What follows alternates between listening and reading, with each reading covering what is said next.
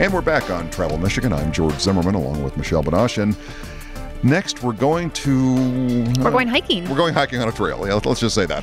Take it away, Michelle. We're talking with Jim Dufresne, editorial director at MichiganTrailMaps.com. Jim, welcome to the show. And we're getting into the heart of fall season, which I suspect is a good time to take a hike in Michigan. Absolutely. And a lot of people think it's summer, but really, when you get into fall, you have no bugs, no crowds, and those brilliant fall colors and cool temperatures. It's really the best time to go hiking or really any kind of trail usage. Yep. So talk about what MichiganTrailMaps.com is, or what you provide. Well, MichiganTrailMaps.com is a free resource website, and people go on it and they find trails by the county, by activity, by length. And each trail has a description of the trail, a trail guide that kind of tells you what you can expect, and of course, a excellent trail map. And it's just it's free. You download these maps and you put it in your back pocket and you head out to the trail. Well, and so how many trails have you included? Because obviously the number of trails around the state is enormous. Yes, I'll be long gone before we cover all the trails. Yep. I'll try hard, though, I'll tell you. We have 160 right now. Okay. And the sites, we really consider last year our first full year being online with considerable now a number of trails. So, in basically a year and a half, we got 160, and we add them continuously. We also do some commercial trail maps as well, the larger ones that we produce. And they're available on the site. Sure. And these are usually trails that are multi-day trails. In fact, the ones we're working on right now with the National Park Service are the South and North Manitou Islands. Okay, so as far as the owners of these trails, is it a mix of state, federal, local, private? Well, they're all non-motorized trails, and there's other websites out there dedicated to snowmobiling and horse riding and so forth, or right. RVs. We're all non-motorized. Okay. They're all public trails. All public, okay. Yeah, and we kind of think of ourselves as a clearinghouse, and that we'll cover a trail no matter what it is. If it's a National Park Service, like Sleeping Bear Dunes, if it's a Porcupine Mountains, like it's a DNR trail, yep. If it's a county trail, we have some wonderful little township trails that a lot of people had never been mapped before and really weren't getting much coverage, and now they're on the site as well. Right now we're working heavily with a couple of large conservancies that run excellent trails. One is the Grand Traverse Regional Land Conservancy, and the other one is the Little Traverse Conservancy. And we're working hard to get their trails mapped and online, and they have excellent trails. So do you actually go out and walk these trails? And when you say map these trails, for some of them, like, for example, Sleeping Bear Dunes, I would suspect those are pretty well mapped. Do you take theirs, or do you guys create a whole new map? We create a whole new map, and and that's what makes us so unusual, is that we actually go out there and cover the trail. We'll walk it or we'll mountain bike it, but we'll cover the trail with GPS equipment, and then we take all the available information we have, topo maps to get our contour lines off it, satellite imagery to see where the open dunes are, our own GPS coordinates, and field research, what we observed when we're out on the trail. And that's why we think our maps is the most accurate maps that we have. You can get anywhere. And surprisingly, a lot of government agencies, take Sleeping Bear Dunes, for instance, they produced most of their trail maps in the late 70s, early 80s, before there was GPS equipment. And they recognize that they're simplistic, yeah. They lack details, they're small, and they're just not accurate enough for a lot of their trails, like North and South Manitou Island, which are quite large places. And that's why they were eager for us to come in and start mapping a lot of their trails.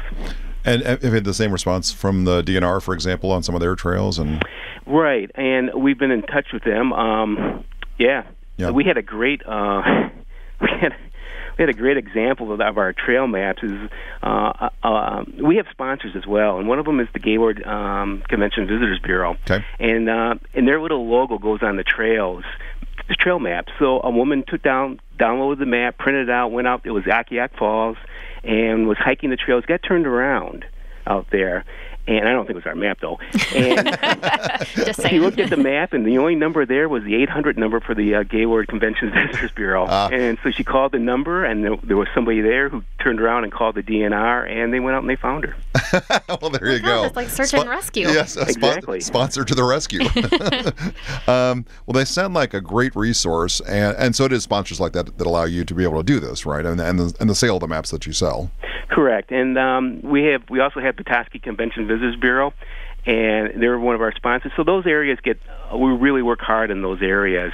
And if you go on the website, you'll see there's a special, there's a way of finding all the different trails in different ways, but one of them is regional.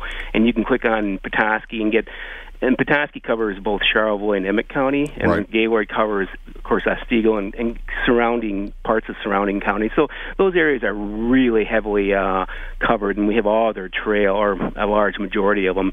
And we're in conversations right now with Traverse City. We would like to get them hooked up as well. Yep. And are these trails for all levels of hikers, or are these serious hikers? Are these amateur hikers? A little bit of everything? There's a little bit of everything. But we really do focus on day trails or day hikes, and we just, with the past experience we have covering trails, and I've been covering trails in Michigan for over 30 years, really some of the most important trails are the shorter ones, the ones that go 2 to 4 miles, and those are good because it's an afternoon hike. It's a great hike for a family, or for people who don't want to haul around a backpack and so forth. And so I think a lot of our trails are devoted to that. But we also have backpacking opportunities. We have mountain bike trails. Last winter we began posting ski trails, cross-country ski trails. Well, it just seems like too what you're doing is such useful information, and like you say, part of the value you're bringing to it is that you're aggregating these trails, which are kind of run by different entities or owned by different entities, whether it's federal or state or whatever it is, and kind of getting them all in one place where a consumer can access it. And one of the things we do on the homepage is we list all the new trails that come up. As we post them, there's a list on the homepage. Here's the new trails, and we also have a number. And trails reviewed, and that keeps growing, and that's really what we're focused on, and keeping that number growing. And it's working because we get a lot of return visitors to the website, and what they're doing is they're searching for another trail to hike. Right. Now, does the site include some user feedback as far as people rating trails or that kind of thing? Not yet, but we certainly have talked about it. Yep. And absolutely have talked about that, and we're hoping that within a year or two we'll go through a major redesign and include some of those feedback sites. Well, there's other things we want to do as well.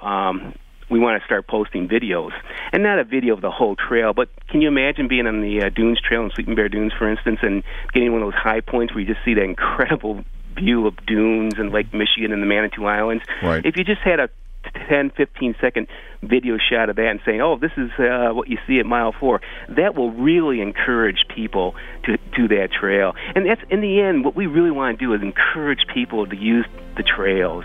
And we do that by giving them information. We do that by giving them some trail guides so they have the confidence that, I can handle this trail. It's the length and it's the difficulties, I can handle it. And we do that by giving them excellent maps. And so between all those things, we think someone who goes on the website can look at this and say, yep, this is what I want to do this weekend when I'm staying in Empire or whatever. Then they all have to do is download the map and take off. Yep. Well, I'm not sure how much we've done with you through our website, through Michigan.org, but I made a note to myself that when we get back to the office, I did too. we should check into that because obviously we're trying to provide that kind of information to consumers as well, and it is a challenge, especially with something like a trail that is not it's not a single place. It spans distances. It could span counties, so it's a bit of a challenge. So that's Jim Dufresne, editorial director of MichiganTrailMaps.com. Obviously, the website is MichiganTrailMaps.com, and so be sure to check that out. And for this week, that's all we have for Travel Michigan, where your trip does begin at Michigan.org.